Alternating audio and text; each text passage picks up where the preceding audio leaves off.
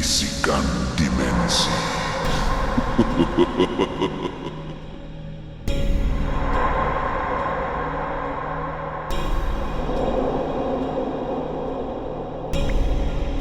Suasana di dalam bilik itu menjadi hingar-bingar dalam sekelip mata.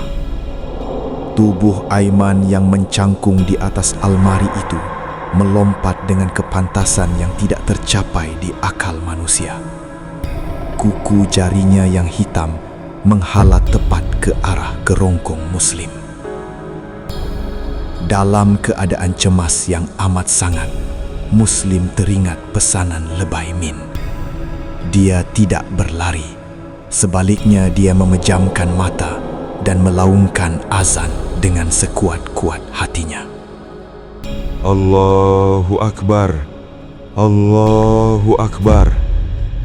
Gema kalimah agung itu seolah-olah menjadi tembok goib yang tidak nampak. Tubuh Aiman yang berada di udara terpelanting ke belakang, seolah-olah dipukul oleh satu kuasa yang besar. Dia jatuh terhempas ke lantai dan mengerang kesakitan. Suaranya bukan lagi suara Aiman, tetapi suara garau yang berlapis-lapis, seolah-olah ada ribuan syaiton yang sedang menjerit di dalam kerongkongnya. Lebay Min meluru masuk ke bilik. Beliau terus memegang dahi Aiman dan merenjiskan air yang telah dibacakan surah Yasin dan doa-doa syifa. Entiti itu meronta, namun akhirnya jasad Aiman menjadi lemah dan terkulai pengsan. Alhamdulillah, dia hanya terkunci buat sementara, Mus. Tapi ini belum berakhir, kata Lebay Min sambil menyapu peluh di dahinya. Lebay Min bangun dan memerhatikan sekeliling bilik. Beliau ternampak sesuatu yang mencurigakan di atas lantai kayu. Kesan tapak kaki hitam yang berminyak dan berbau hanyir bangkai. Kesan itu bermula dari bawah katil Aiman dan terus menuju ke arah tingkap yang terbuka luas. Dia menarik jiwa Aiman dari jauh, Mus. Minyak ini adalah tali penghubung antara tukang sihir itu dengan cucu Atuk. Kalau kita biarkan sehingga subuh, jantung Aiman mungkin akan berhenti karena jiwanya telah ditarik keluar sepenuhnya. Terang Lebay Min dengan nada yang sangat serius.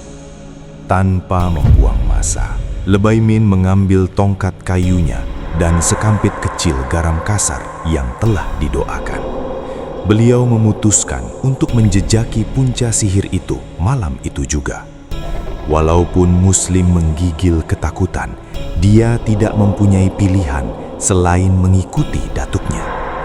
Dia tahu berada di rumah itu sendirian bersama Aiman yang berisi adalah lebih berbahaya. Mereka berjalan meredah semak samun di bagian utara kampung. Cahaya bulan sabit yang malap hanya cukup untuk menyuruh jalan. Semakin mereka menghampiri kawasan rumah pusaka Tok Guru Daud, suasana menjadi semakin menekan. Angin tidak lagi bertiup, digantikan dengan keheningan yang mati. Di hadapan mereka berdiri sebuah rumah pusaka yang usang. Rumah itu dilitupi akar-akar pokok menjalar yang nampak seperti ular-ular besar sedang membelit bangunan kayu tersebut. Di sekelilingnya, deretan pokok pisang hutan kelihatan layu dan kering, seolah-olah segala kehidupan di situ telah disedut keluar. Bau kemenyan yang sangat pekat bercampur dengan bau minyak mati dibunuh, menusuk hidung mereka. Dari dalam rumah yang gelap itu, kedengaran sayup-sayup suara seorang lelaki sedang melantunkan mantra dalam bahasa yang pelik dan kasar. Lebay Min menolak pintu rumah yang sudah reput itu. Krek! Di tengah-tengah ruang tamu yang hanya diterangi oleh puluhan lilin hitam, kelihatan seorang lelaki sedang duduk membelakangi mereka. Di hadapannya terdapat sebuah cermin besar setinggi manusia, dan di bawah cermin itu sebuah patung kain kapan yang dicucuk dengan berpuluh-puluh jarum hitam. Akhirnya kau datang juga, lebay. Suara lelaki itu tenang, namun penuh dengan kebencian. Lelaki itu berpaling perlahan-lahan. Muslim hampir menjerit apabila melihat wajah itu. Dia bukan orang asing. Dia adalah Zaki, anak muda yang sering dilihat berjamaah di masjid, yang nampak warak dan pendiam. "Zaki, kenapa kau buat semua ini?" tanya Muslim dengan suara tergetar-getar. Zaki ketawa kecil, satu tawa yang penuh dengan kepahitan. "Zaki yang kau kenal itu sudah mati, Muslim. Aku adalah pewaris Tok Guru Daud. Kau tahu apa yang Lebay Min buat pada keluarga aku?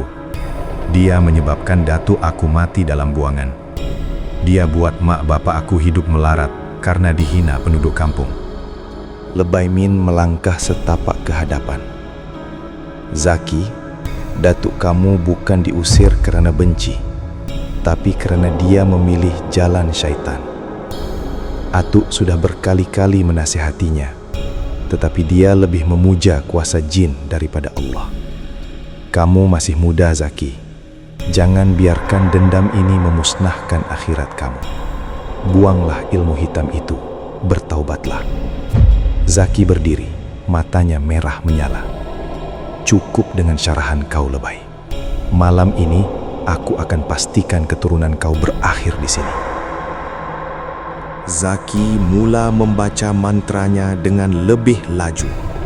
Tiba-tiba, dari bayang-bayang di penjuru rumah, muncul semula susuk hitam besar, puaka lorong 9 yang telah dikuatkan lagi dengan darah pemujaan. Makhluk itu mengeluarkan bau yang sangat busuk dan mula meluru ke arah Lebay Min. Lebay Min tetap tenang. Beliau tidak mengangkat senjata. Sebaliknya, beliau mengangkat tangan dan melaungkan potongan ayat dari surah Al-An'am dengan suara yang sangat lantang. Getaran suara Lebay Min seolah-olah menyebabkan dinding rumah pusaka itu bergegar. Setiap kali ayat suci itu dibaca, puaka lorong 9 itu terundur. Badannya mulai berasap dan mengecil seolah-olah disiram asid. "Ilmu kamu ini hanya batil, Zaki. Sesuatu yang palsu tidak akan dapat melawan kebenaran," tegas Lebay Min. Melihat puakanya semakin lemah, Zaki menjadi berang. Dia mengambil satu keris kecil dan menoreh tapak tangannya, lalu menyapu darahnya ke cermin besar di hadapannya. "Kalau aku tak dapat bunuh kau, aku akan bawa cucu kau bersama aku ke neraka," jerit Zaki. Dengan satu hentakan kuat, Zaki memecahkan cermin tersebut. Perang! Beribu-ribu serpihan kaca itu terbang di udara. Namun, anehnya, serpihan itu tidak jatuh ke lantai. Ia terapung dan berputar dengan laju, membentuk satu pusaran gaib di tengah ruang. Tiba-tiba, Muslim terasa tubuhnya ditarik oleh satu daya tarikan yang sangat kuat. "Atu, tolong saya!" jerit Muslim. Sebelum sempat Lebay Min mencapai tangan Muslim, satu kilatan cahaya keluar dari serpihan kaca itu dan menyedut roh Muslim masuk ke dalam alam cermin tersebut. Tubuh Muslim jatuh kaku ke lantai, tidak bernyawa lagi, seperti Aiman. Zaki kemudiannya mengambil obor dan mencampakkan ke langsir lama. "Rumah ini akan jadi kubur kita semua, Lebay. Kau pilih, kau nak selamatkan ruh cucu kau dalam cermin itu, atau kau nak keluar dari rumah yang tengah terbakar ni." Api mula marak dengan pantas, menjulang ke siling. Lebay Min kini berdiri di tengah-tengah api yang marak, memandang jasad Muslim yang kaku dan serpihan cermin gaib yang mula retak satu demi satu.